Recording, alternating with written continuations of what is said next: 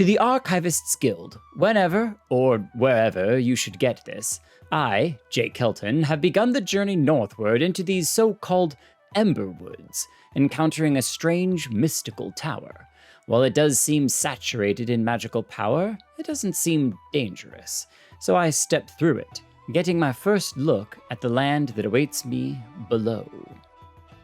Hello adventurers, and welcome back to another episode in the Vindaria Creative Server, where we're building out an RPG with a bunch of our awesome friends. And I'm just having an absolute blast in this creative server. I can't tell you, just all the time I'm thinking about what I can do, what I can build, and all I want to do is live in this world. It's so cool. But let's get to work on today's episode, because episode 2 is going to be crazy, at least in my opinion. I think it's going to be pretty awesome. So to start off, you can see that we already have expanded out the forest. More than just the 2 trees here, we've added a bunch of trees over here as well. This one that still needs some detailing, just so you can see how big of a difference it can make having all of that extra little touch of detail versus just basic blocks that are just kind of shaping out the general tree. But one of the things that I'm doing in all of these different trees is we're kind of expanding our repertoire of trees that are over here. And so we're going to get a whole bunch of different versions. I think we might do about 6 different versions. So that way, once we're ready, we can kind of copy and paste them through all of this terrain over here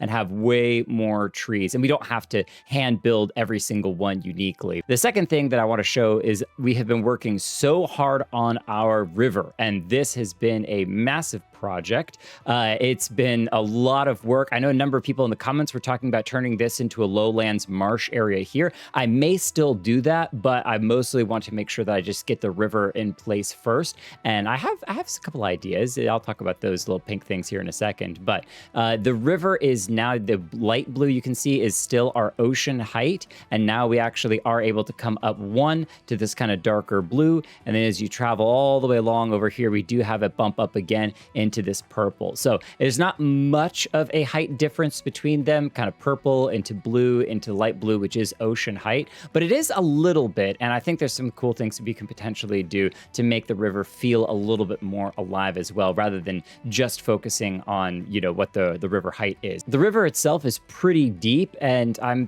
thinking about maybe doing one of those foggy things that you can do with glass and kind of doing some fun stuff with that. But we might also just go with river and then come back and play with it later. And I do want to play with the watercolor because we can do a little bit of creative biome stuff. And so we can turn this into that kind of swampy, murky, brownish, greenish color. I think that could be kind of cool. The main thing I want to look at right now is this waterfall. So we start up here, we have it coming out of the top of this kind of hilly area, which makes sense if most of this area is rock, and then the water kind of splashes down. So that gives us a couple of different small waterfalls that we can work with. I could back this up and make this just one giant waterfall, but I do think it should work a little bit better for 2, maybe 3 different pieces, and then have our kind of broken walkway that kind of goes all the way down. Once the water hits down here, we need to expand this into being kind of a nice deep pool. But one of the things I'm running into is that this is kind of the pool idea that would work for right there. And so it's like it hits there, it should be splashing into a big pool, then roll across the rocks into the rest of the river that flows down there. Whereas it almost makes more sense like this would be another waterfall, except this here is water height, right? And so it's kind of weird. I kind of have to mess with it a little bit, but maybe I'll copy this whole pool here and just kind of paste it over there. And it's going to be a deep pool. But that's going to run into the next thing I want to talk about, is that we do have all of these pink exclamation points that are around. So we have one that's over here, we have one that's over there, and we used to have one over here. I'm not sure if I moved it. Nope, I guess I moved it or something. I don't know. I've lost my pink exclamation point. That's fine. So the pink exclamation points are actually points of interest in my region. So they're not going to be official quest markers eventually. They're just kind of right now reference points for, I know I want something over there, I know I want something over here, and I know I want something around the waterfall. And so they're kind of points where you'll see more of them kind of get spammed around a little bit as they are, hey, make sure that you put something interesting here. And this was was natural terrain that created this kind of crater over here. And I think it'd be cool to put something here, but I don't know. Do we want it to be an actual crater, like an asteroid fell from the sky and created this giant crater and there's something cool at the bottom of it? Not sure. We're going to have to kind of play around with that. And not every point of interest is going to be necessarily a big dungeon or a giant quest line or something. Some of them are just going to be interesting places to explore, maybe have some small rewards or something. You can see I'm using the kind of yellow wool to trace out some more roads and paths around. So we're doing a lot of planning, a lot of work on the area. This is where the point of interest for the waterfall is going to be, because when I was working on the waterfall, I got crazy inspired and I really want to work on something. So that's going to be our main focus for today. I don't know if I'll get it done, but I'll certainly do my best. See, in almost every video game, there's this trope that behind the waterfall, there's something hidden, whether it's an entrance or whether there's just some loot or maybe some little Easter egg or something. There's so many video games that have things hidden behind the waterfall. I wanted to play with that as well, but to get both my animated waterfall and to have something cool hidden, I think I might actually have to go underneath the pool at the bottom of the waterfall rather than just strictly at, directly behind the waterfall, because that's where a bunch of our redstone is going to be. But I think I'm going to put an entrance underneath the pool, and then there's some kind of underground aqueduct, something or other, that you're going to kind of have to journey through with a little bit of puzzles, a little bit of crazy, I don't know. We're just going to have to mess around with a bunch of cool ideas, but I do know what I want my mini boss at the end to be. And I think we can build most all of it in survival Minecraft, which would be really, really cool. The mini boss might be customized a little bit with commands just because it's going to be hard to bring some of those real RPG elements into vanilla Minecraft, but I'm going to do my absolute best to make most of this as vanilla friendly as possible, just because it's a really fun challenge. So I'm going to get to work on customizing this waterfall and maybe working on the river a little bit more, and we'll come back as I start to work a bit on the actual dungeon itself, because this is our first actual mini dungeon. This is so exciting. It's only episode 2, but I have to build this thing. It's been stuck in my head for days. And days it took me, but I managed to get the waterfall completed, and now I'm working on adjusting the bridge that comes down so that we have a nice path that still needs a little bit of detailing, but it looks much, much better.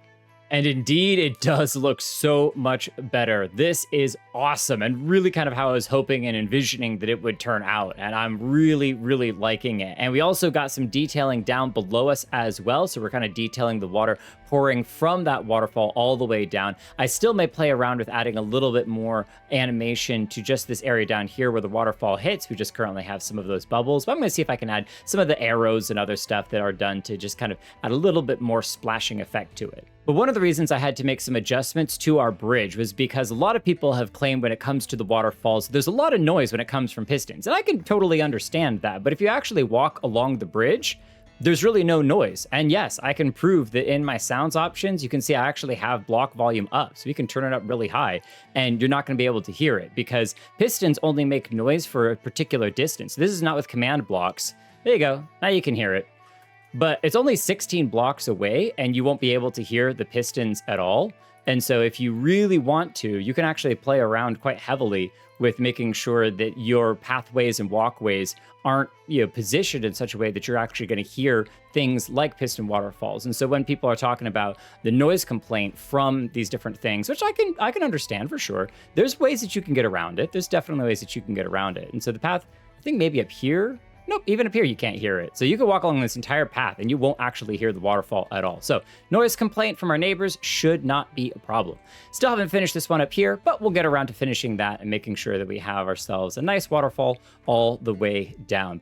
As I was building out the waterfall, I've been thinking about how to be able to do the secret entrance under the waterfall because we have to deal with the sound issues that I just talked about, as well as all of the redstone that I talked about earlier. And finally, I figured out what I want to do, and that is to actually use the hole that was here that is now filled up with water as our secret entrance. This is going to be awesome. So as a player, somewhere along the way, you'll find out about this dungeon that you'll need to come down and explore, and you'll hop into this pool. You'll have to swim through all of the bubble columns through this little grate, which you can make this a little bit more easily to be seen with some texturing as well, and then come up through here and into Well, it's not much of a dungeon yet, all right? I still got to actually build it. And I think that's what I want to work on next, is building the entrance to our dungeon area. This is so exciting! Now, we've all seen sewer dungeons before, and I certainly wasn't trying to reinvent the wheel. So for right now, I just wanted to build a basic layout for something to kind of introduce what will eventually be the dungeon. The main feature of the dungeon entrance is going to be the giant copper door at the end of the hall that I think is going to look really, really imposing and really cool, and definitely says, hey, there's something behind here that you definitely want to check out, and it gives that air of mystery and interest for anyone who's wanting to do the dungeon. So, what do you think? I really, really like it. It's definitely getting the vibes that I'm looking for. We have a lot of texturing to do. This is just the kind of overall sketch and feel for the area, but I think that it is along its way. And this is the area over here where you turn and you see the vault door, the door to the underground aqueducts where we're going to have our dungeon. And over here is where I'm going to try to implement some of the redstone / a little bit of command block shenaniganry for the dungeon, where up to 4 players can participate in this dungeon. And so 4 people can stand on these different pressure plates, but whoever is going to be on the pressure plates is the ones that are taken into the dungeon. And I think the dungeon should be able to be done even by 1 person. And then in here is where you're going to submit your key to be able to open the door to the aqueducts, where all the people that are on these will be teleported to where the aqueducts are. And I really like the texturing here, where it looks like this is where the door has opened and closed. That looks really cool. There's probably some more detailing that we can do in here with the candles along the sides, but I thought the candles added a bit of movement and a little bit of extra life to the area. And I know that technically, scientifically, the water would probably flood more likely because the water level up here is way higher than it is down in here. But I think that we can just call it some magic shenaniganry, that some spell was cast a while ago that said that, you know, water couldn't be above a certain level for this area. But that's where we can talk about in the aqueducts how we want to deal with people getting through the dungeon and trying to survive it, and what the mini boss is at the end. But before I could get started on the actual dungeon, we had a friend who visited who is going to help us out with a bit of terraforming. The Ember Woods. Hello. The Ember Woods. Oh, your tree. Oh, I haven't been here. Looks just Why? so good. You've been doing trees. I've been doing lots of trees, which on one hand Survival. adds so much more, and then on the other hand, it also it's like just adding like 2 or more trees doesn't really change the vibe that much, but adding a bunch of trees changes the vibe a lot too. So that's a lot of it. Are they all different, or did you end up doing? I currently designs? have 4 designs that I've used. However, each one is modified in some way, whether it's added branches or whether it's obviously they're all like turned different directions. But I do a lot with like changing branches and stuff. And so it's more like I have 4 base trees, and then I do, I'll even retexture like the trunk of the tree a little bit and just kind of toss blocks here and there a little bit to kind of change it up. So in my experience for doing forests, if you go beyond 6 designs, no one will ever tell. Like more than 6 is an overkill already. Yeah, that's what I think. It's like to say, when you start adding them together, you can't really tell if something changes. Right. It's kind of the good thing of the forest. So the next thing I want to show off is this is the entrance down here to the first dungeon that I'm going to be working on. So if you dive down I don't know if here, I want to see this. Yeah, it's just the entrance. Myself. It's just the entrance. Okay, it's just the entrance. Yeah, I know some of the things you've been working on. Yeah, I'll keep the rest of the actual dungeon secret until it's ready. See it on the video. But I like it. But this is it needs to be like weathered and worn and obviously textured a lot more. But yeah, this is the entrance, and then you come over here and put your key in, and that launches you into the dungeon. So. And it's all redstone. You're so doing excited. this all with redstone only. So no, not necessarily. So this is one of the areas where the like teleporting you into the dungeon and then resetting the dungeon will probably be command blocks. But I'm trying to avoid using data packs if at all possible, and so it'll still be technically vanilla in the sense that it'll be command blocks. Yeah, no, I like but that. A lot of it will be redstone because it will still be vanilla. Like I want people to be able to load this up in any just Minecraft, download the vanilla world, and it runs fine. That's my goal. So will I be able to achieve that? Who knows? But that's the goal. Sounds good. I like that. Okay, so we are here to talk over. We don't have to complete the whole thing, but at least get the starting workings of the Cliffside area for my whole area. You can see that I haven't textured any of this over here because I'm so like I'm. It's a little daunting. For what you wanna do, I would say the shape comes before anything else. The texturing, yeah. What should be done. So basically, what you want, or what I got from what you told me the other time, you want a cliff that kinda slopes down, beginning from your area, coming up to the sea, and then drops down kind of like in a diagonal as well, right? Kind of like very sharp. Right. I'm trying to keep this also relative to the mountains that are over in Rubik's area, and a somewhat crazy. Right, a somewhat realistic height where it should be impressive, like, oh, whoa, that's a big drop into the ocean, but it doesn't need to be world height or anything. Especially since you're going to have something else on top of that, right? So that's, right, yeah, that's true. You need the room to have the castle on top of it. Yeah, that's actually, I should do that too. So basically you just create a path, begin adding points to basically create the edge of the cliff. Let's do it at the height that we want to do it. Around here. Well, the height would actually be where the dirt is. The white is a representation of the castle. Okay. Will you bring it up? Not a problem. I know, it's a little confusing. So let's say this is the edge of the cliff, right? Then you would need to add another row over here and begin adding another path. And then it starts to connect the previous path to the second path. And in this case, since we wanted to sort of begin sloping down, the other path should go a bit lower in height. And so then you would add another row and do the same. You kind of are drawing out the plane. Basically, you draw out exactly. And then it will connect to ground below it because it's going to extend to ground once you say set now. Exactly. Let's do something quickly because it's not going to be the final one, but let's say we extend it all the way to there, and when you hit enter, it's going to extend it to ground. The problem with this method is that you can see on the front, it doesn't do a diagonal, it does a straight line to the bottom. Right. You can draw the slope in which you want the cliff to end, right? And then you delete. So you slowly with this begin chopping out the inclination that you want, roughly, right? So of course then you need to detail and all that, right? But right, which is a little more terraforming, but again, it's giving the kind of base sketch. Exactly. Yeah, I think I'm going to mess around with it a little bit, and then I'll hit you up when it's like, hey, come check this out and let me know.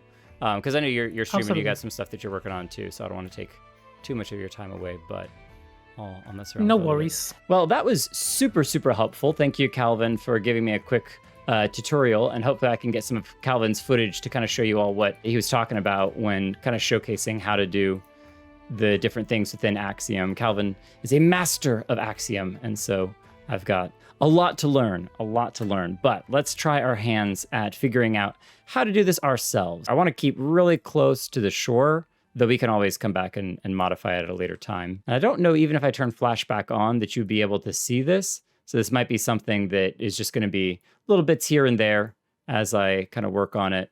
In post, I was looking back at the footage and I realized that it doesn't look too bad to just go ahead and kind of time-lapse what I saw from Axiom. And so you can see me kind of laying out the nodes out by our cliffs and kind of figuring out what I want that shoreline to look like. And the rest of it was coming much more naturally as I laid in the other nodes and layers. And if any of you have ever messed with modeling programs, you'll find yourself quite at home within this space of Axiom. It's something that I have dabbled with before a little bit in my own time on other different projects. And this was a lot more fun to model just inside of Minecraft itself, and something I'll definitely be coming back to more in the future. All right, so I think I've got this into a pretty decent place, but there's definitely still some work that needs to be done. But let's paste it and see what happens. Boom.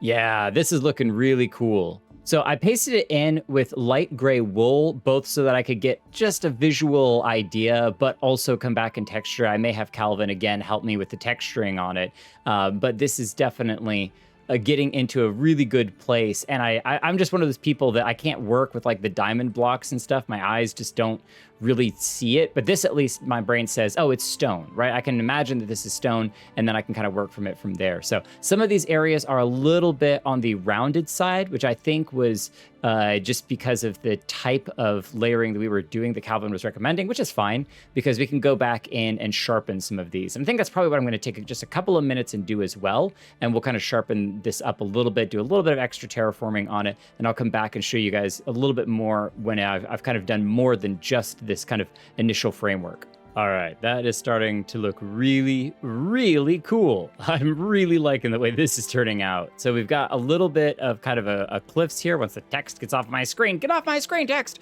A little bit of a cliff here. So you kind of are traveling through the area, and there's a little bit of a path to come up here to wrap around and come up to where our eventual castle temple thing is going to be up there. We got plenty of time to figure out what we want to actually build up there and what the final design is. I really like the way that we came in here and kind of kicked back a little bit of the cliff along the edge as we got more text along the screen.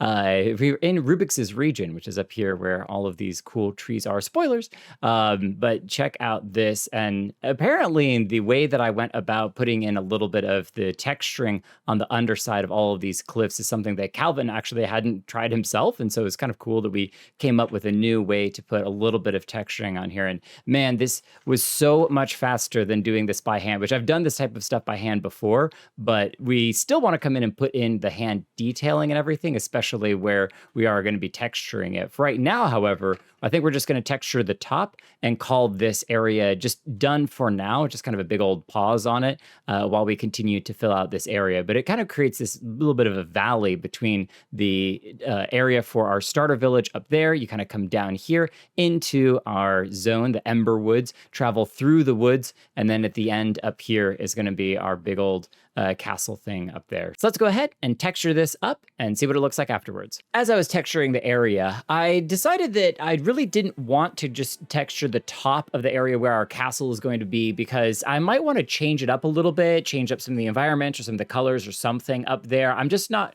quite ready to commit to a decision on a texture for that area. I also noticed, because as fun as it is to texture everything, sometimes you get a little bit carried away, and I definitely got carried away over here as I was just painting the cliff. Like, what am I doing here? That's supposed to be like stone or something. I don't know why. I don't know why. I just, you ever play those like pressure washing games or those satisfying games where you just kind of go back and forth and get on a groove cleaning something? Or maybe you just have pressure washed in real life. Those sorts of things. That's basically what I was doing. And I was like, oh yeah, that's kind of dumb. So, and I did start to paint a little bit over there as well. And that's when I realized, I was like, well, hold on a moment. Maybe I want to change the top to something else, make it stand out a little bit more. Do you have any opinions on what we should do up there for land texture or something? Because I've got a bunch of ideas, but I'd love to hear your feedback and your thoughts as to what you think would look really good up there. There's one more thing that I have yet to show you, because you know, it's only episode 2, but of course I'm cooking up some crazy Buildstone ideas. Rubik's Potato, the Redstone Wizard, helped me with an idea that I've been cooking on for many, many months, going back to a long conversation between Nugs and myself. I've got a short video of us whipping up some really crazy redstone, and if you don't understand what's going on, that's fine. I'll explain it in just a moment, but this was a very fun project and something that I think will add a little bit of extra life to our area. So imagine you've just entered the Ember Woods, and it's a beautiful area, but you want to come over this way, except that the bridge is broken. Oh no, there's nowhere for you to be able to go to actually get over there. Well, not so. See, there's a handy little button here that you press, and as you walk over here, oh, out of the river raises up a bridge for you to walk over and continue on your journey. And when you turn around, the bridge disappears again. It's really, really cool. Utilizing some really crazy flying machines, we were able to not only get it so that way the bridge actually rises up from the bottom of the river, but also then is repowered to drop back down, because you basically have flying machines, pushing flying machines, and then resetting all of them to turn all the way back down. We're also utilizing the really cool way that you can send signals down a basically infinite distance with walls, in the way that you have an observer at the bottom of walls set up like this, 3 wide, and then at the top, when you have your piston push a block into this one, it will change the state of this wall and all the walls that are underneath it. And so you can send signals down instantaneously from something like this, which is really, really cool. And with a little extra decoration, which I think looks a lot better than what we had before, we moved a lot of the terracotta down and just are using this pale moss block. And then we're actually using the bottom of a barrel to do some of the